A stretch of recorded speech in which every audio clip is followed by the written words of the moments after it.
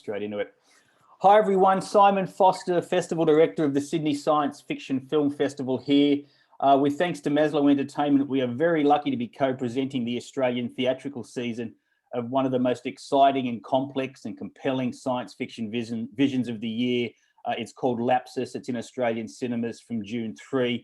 It's born out of the brilliant mind of our guest today. It's the story of a very Mr. Average called Ray, played by the unforgettable Dean Imperial, who is struggling to support himself and his unwell younger brother. So Ray turns to quantum cabling, this strange new corner of the gig economy, and faces a pivotal choice as whether to help his fellow workers or get rich and get out. It's only his second feature film, but writer-director NOAH Hutton has conjured a fascinating, a fantastic work of the imagination, and I'm thrilled to be able to speak with him today. Hello, Noah. Hello, Simon. Thank you so much for that lovely introduction. Oh, mate, thank you so much for an extraordinary film. As a festival director and as a film critic on the side, all I seek is originality in work, and this is the most original film I've seen in a long time. So thank you. The world building is subtle but very intricate. It's a very real contemporary society, but it's got this add-on reality, the culture of cabling. What were the origins of the central concepts of LAPSIS? Yeah, I think from a couple places. One was my own experience, like being a freelancer, independent contractor, just feeling that like treadmill of gig to gig lifestyle. That very much inspired, and I think a lot of people can relate to that these days, not just in the so-called gig economy, but writ large, people sort of like not getting, at least here in the US, benefits from work and having to kind of buy their own equipment and live that kind of independent contractor lifestyle. So that was one place. But then I think the actual like details and concepts, the world building of this world of cabling, quantum cabling, I have kind of like a neuroscience background. I studied neuroscience in college, and I think that the world of constantly rewiring these big cubes and pulling these forging new connections, there on a conceptual level, it came, I think, from like a vision of what the inside of a brain would look like in real space. So I think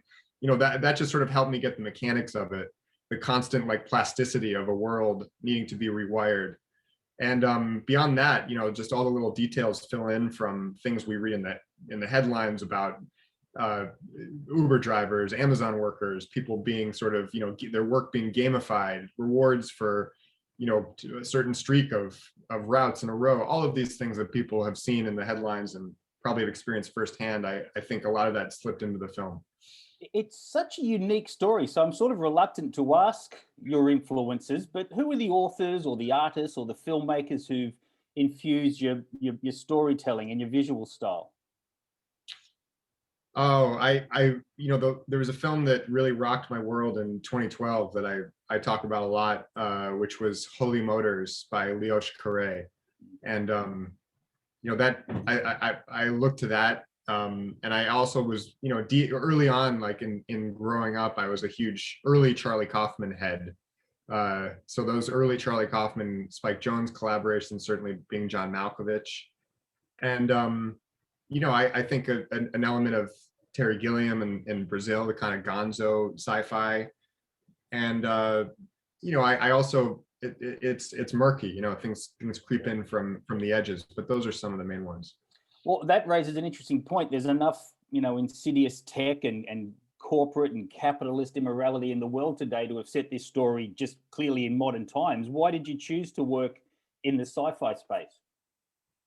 I think sci-fi is wonderful in this kind of alternate, we call it like an alternate present. It's not in the world of LAPSIS. I think when people see it, they won't necessarily place it in the future nor in the past. It sort of has retro elements. It has some futuristic elements, but that's purposeful because it's sort of an adjacent world to ours. And then by doing that, I think you step into the place where you can satirize, you can point at things in our world today without being so on the nose realistic. It can sort of start to feel like its own world of logic, hopefully, and you're not exactly doing straight up realism. And I think that's what the genre affords you a little bit, to kind of toss up a mirror on our world today that feels familiar, but yet has that imaginative leap one step away where you can fall into it and sort of suspend disbelief.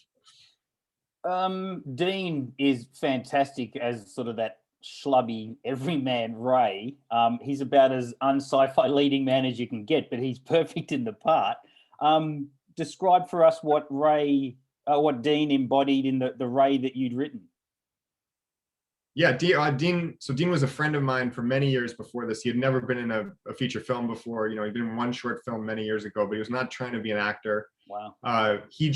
Dean as a person that I knew, he's really a playwright mostly and a TV writer who lives in New York. And I had seen him step in once for someone at a reading, and I felt just from that little glimmer like he had this leading man energy inside of him. And he became kind of my muse to write this whole movie. Like I couldn't imagine anyone else, which presented problems for me because when you're trying to raise money for your first feature film, it's like people tell you should put a name, you should try to get like a name actor, see if you can get a name. And I just couldn't do this with anyone else. It had to be Dean. And Dean's never been camping. He doesn't go hiking.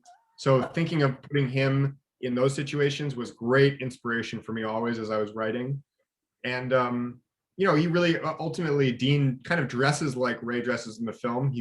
He really feels kind of like plucked from another era, the 70s mobster vibe that is mentioned in the film. It's sort of really how he looks, and if you came across him in the wild, you'd see. So he was a big inspiration for the whole gestalt of Ray. Yeah, I didn't mean a schlubby everyman. As a fellow schlubby everyman, I meant that with all due respect. So the key character, he suffers a chronic fatigue disorder known as Omnia, which I guess affords you some space to explore that modern wellness culture as well, which is another way people are often preyed upon by corporations. And Arliss Howard has some wonderful scenes as the doctor profiteer, I guess.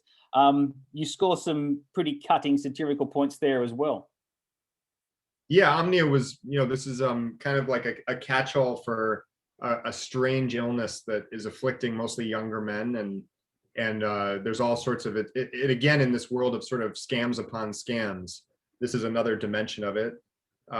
It's certainly, as you mentioned, exploring like the way in which people without healthcare turn to this kind of overpriced wellness culture that then is completely unaffordable. Yet some of the things that are pumped by this kind of wellness culture might actually be very helpful. Some homeopathic remedies, some natural remedies, unfortunately, are just often very expensive for people. So this was a way to kind of explore some of those forces, and also the way in which people who have chronic illnesses or illnesses that are a little symptomatically less well defined or clear to the outside observer are often face disbelief from others about whether their conditions are real or not. So exploring that a bit as well.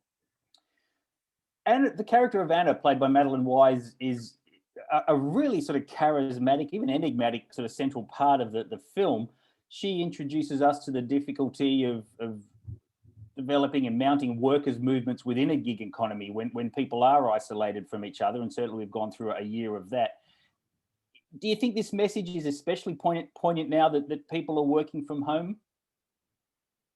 Yeah, I mean, people working from home, but gig workers were sort of called back to action much earlier than the rest of us who knowledge workers or whoever else who had full-time jobs who could be at home and do their work. But gig workers were expected through this whole pandemic to deliver food and to give people rides when they needed them. And so I think it is evergreen, the criticisms that Anna levels and the way in which she pokes at Ray in the film. Ray represents this kind of like this way of thinking, which is every man for themselves. Everyone gets a fair shot if you just work hard, put your head down.